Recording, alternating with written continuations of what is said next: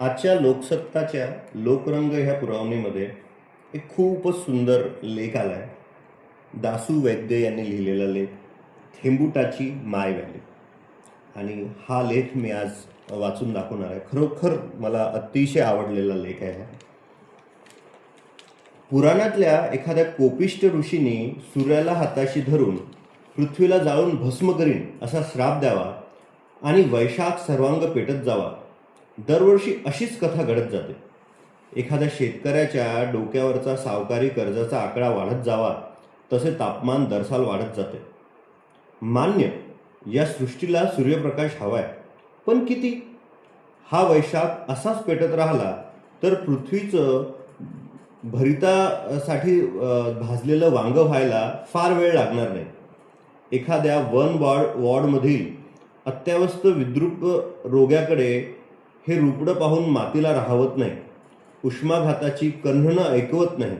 होरपळलेली माती आर्त होऊन हाका मारते, प्रार्थना करते, जमिनीवरून वर येणाऱ्या अंकुरासाठी, वाळलेल्या झाडासाठी, नागमोड्या नदीसाठी, गावाकरिता पाझरणाऱ्या तलावासाठी, पाण्याचा पाठलाग करताना खोल गेलेल्या विहिरीसाठी, तहानलेल्या चोचीसाठी, धुऱ्यावर विमनस्क उभ्या असलेल्या शेतकऱ्यासाठी, थकलेल्या टँकरसाठी, तुमच्यासाठी, माझ्यासाठी आणि होरपळलेल्या प्रत्येकासाठी.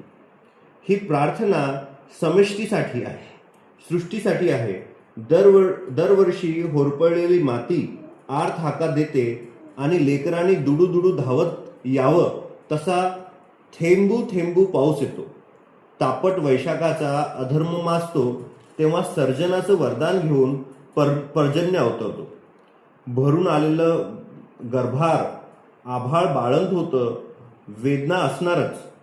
वादळ वारं सुटतं. अंधारलेल्या ढगात विजेंचा लखलखाट होतो. माती गुलाल होऊन हवेत मिसळते. ढग ढगावर आदळतात. गडगडाट होतो. प्रसववेदना. त्या एवढ्या उंचीवरून खाली पडताना लेकरांना काय वाटत असेल? साधं शाळेत बसपर्यंत लेकरांना सोडतानाही मायबापाची घालमेल होते. या कोवळ्या थेंबुटांना एवढ्या उंचावरून जमिनीवर सोडताना आभाळाचं काळीच काय म्हणत असेल? प्रसव वेदनेला सर्जनाचं टपोरं फुल येतं. हुश होतं. लाडीवाळ थेंबुटे जमिनीवर येतात. खळखळ झुळझुळ असा पैंजणी आवाज करत हुंदडायला लागतात. प्रयोगशाळेतल्या परीक्षा नळीत 2 द्रावण एकत्रित मिसळल्यानंतर तिसराच रंग तयार होतो.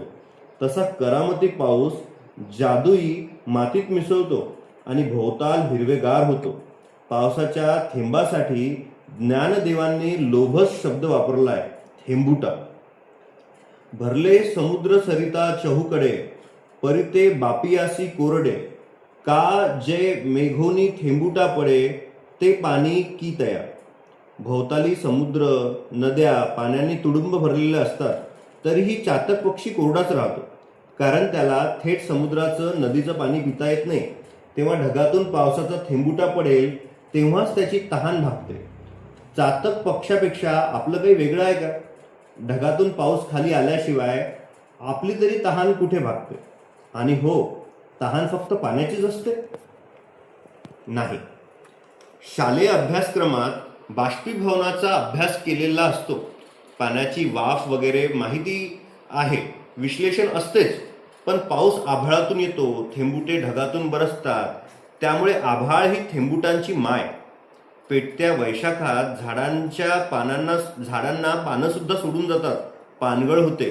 अशा वैरान वेळी गुलमोहर मात्र लाल बुंद फुललेला असतो. भोवताली मातम सुरू असताना गुलमोहरी उधळण सुरू असते.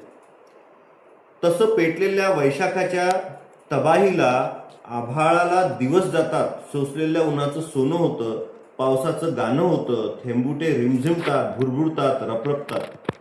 खरं तर कित्येक अनुत्तरित प्रश्नांच्या उत्तरादाखल आपण आभाळाकडे पाहतो. देव आहे की नाही हा वाद माणूस असेपर्यंत असेल. देवाचं अस्तित्व मानणारे श्रद्धेने आभाळाकडे पाहतात. क्रिकेटच्या मैदानात धावांचा पाऊस पाडून शतक झळकवणाऱ्या फलंदाजाकडे आपण कौतुकाने पाहत असतो. तेव्हा फलंदाज मात्र कृतज्ञतेने आभाळाकडे पाहत असतो. शेवटच्या घटका मोजणाऱ्या रुग्णाला देखील शेवटी डॉक्टर अब ऊपरवाले के हात में है असं म्हणत आभाळाकडे पाहतात तेव्हा त्याच्या गळ्यातला स्टेथोस्कोप तुळशी माळेसारखा वाटतो. एखादा नट सोबतच्या पात्रांना ओलांडून अंतर्मयी बोलत असतो ते स्वगत म्हणताना अवकाशाची साक्ष असते. नास्तिकाच्या मती अवकाश ही पोकळी आहे, तिथे काहीही नाही. देव ही मानवी कल्पना आहे. खरं तर उत्तरं न सापडणारे जटिल प्रश्न निर्माण झाले की आभाळाकडे बोट दाखवता येतं. लहानपणी पावसाळ्यात छोटी छोटी हरभरा एवढी बेडकाची पिल्लं पायदळी यायची, तेव्हा पिल्लू अचानक कुठून आलं असं विचारलं की वडीलधारी मंडळी सांगायची ही पिल्लं आभाळातून पडतात. एवढंच कशाला, मानवाची निर्मिती ज्या आदिमाया आणि आदिपुरुषापासून झाली ते दोघं आले कुठून? आभाळातून. एखाद्या जटिल प्रश्नाचं तर्कसंगत उत्तर नसेल तर बिनधास्तपणे आभाळाकडे बोट दाखवलं जातं. म्हणून देवाचा पोस्टल पत्ता आभाळाचा आहे. अर्थात यावर वादविवाद झडत असतात, पण थेंबुटांची फौज आभाळातून येते यावर अद्याप तरी कुणाचा आक्षेप नोंदवला जात नाही. अनेक पर्वत, समुद्र, प्रदेश ओलांडून पाऊस येतो. सृष्टीचा क्रम म्हणून येतो, तसा त्याच्यासाठी मारलेल्या आर्त हाका ऐकूनही येतो.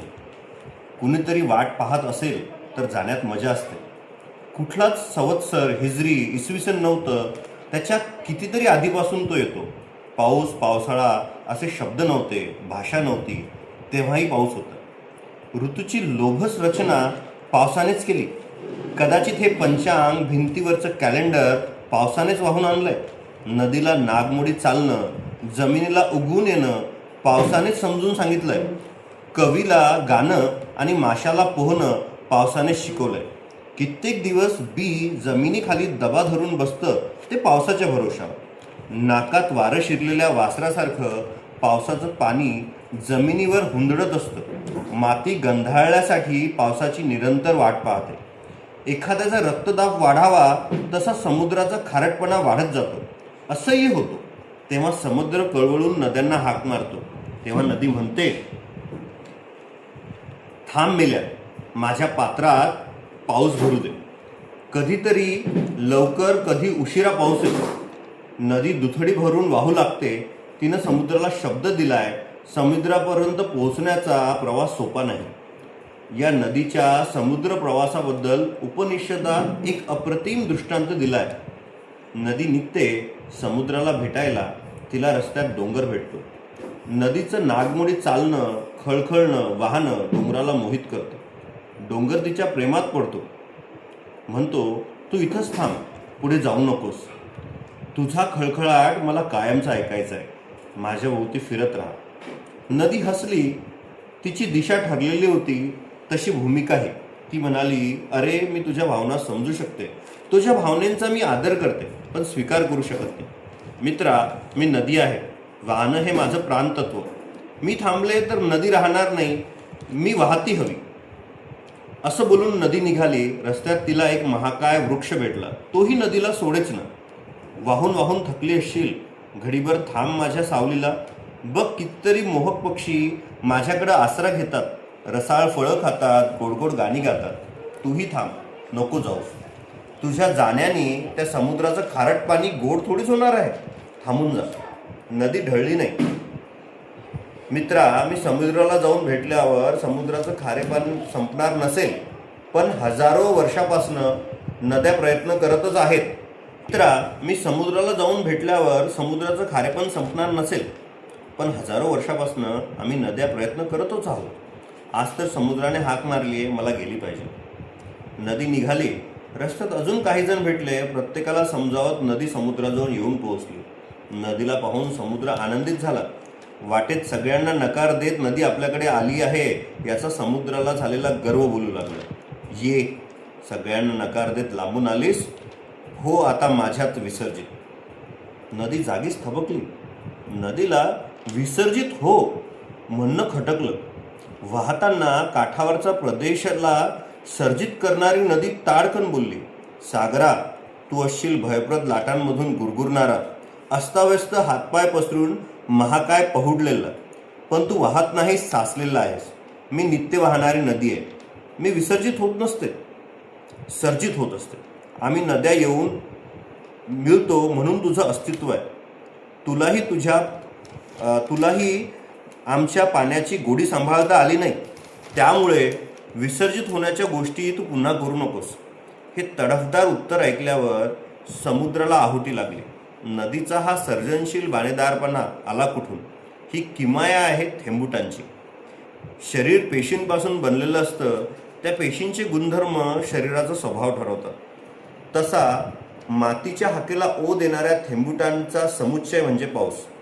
पावसाचा स्वभाव सर्जनाचा.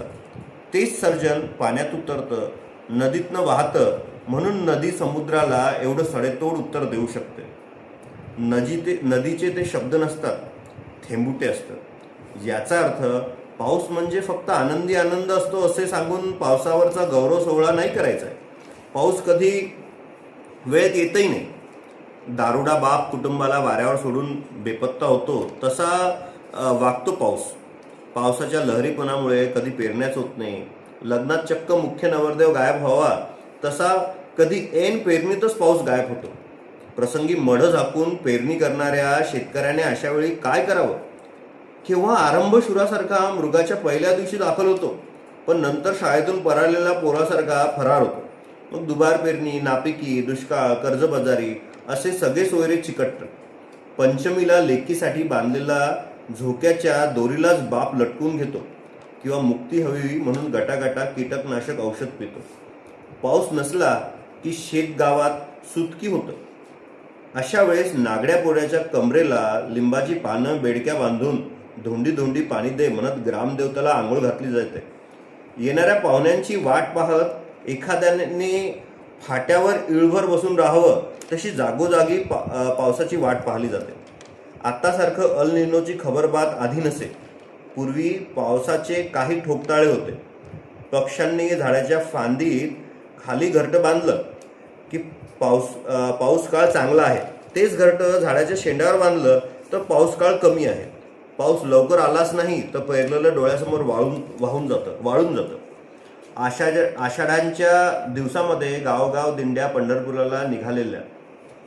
पेरलेल्या बियातून हिरव्या पानांचे 2 टाळ घेऊन रोपं एकमेकाकडे बघत राहायची. धुऱ्यावरून पाहिलं तर जनगण मनसाठी रांगेत उभ्या रोपांचं कौतुक शेतकऱ्याच्या डोळ्याला दिसायचं. पण हरवलं आहे च पॅम्पलेट 10 दिशातही वाटून पाऊस यायचा नाही. शेवटी 2 पानावरची ही बाळं जागेवर माना टाकायची. तेव्हा दिंडीतला ज्ञानबा तुकारामचा जयघोष टिपेला गेलेला असे.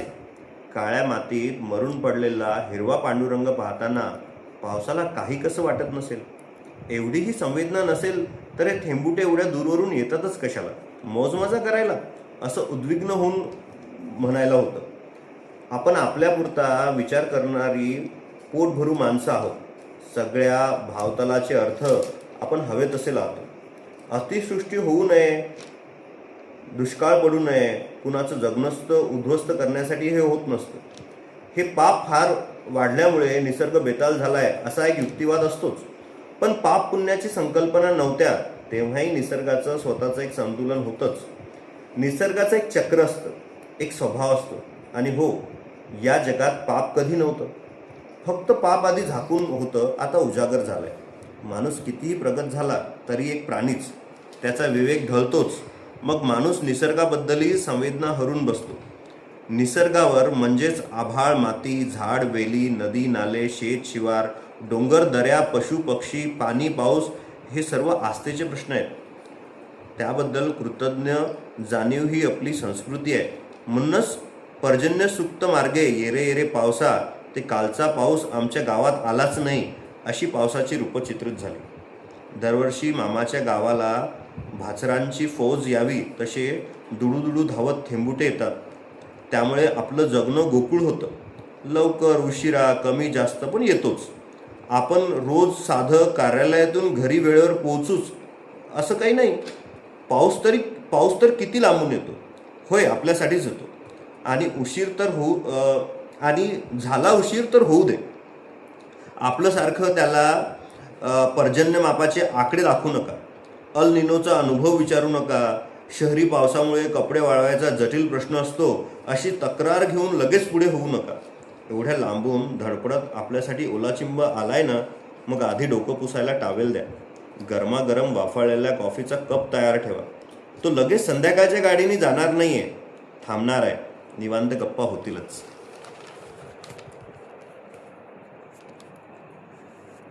धन्यवाद.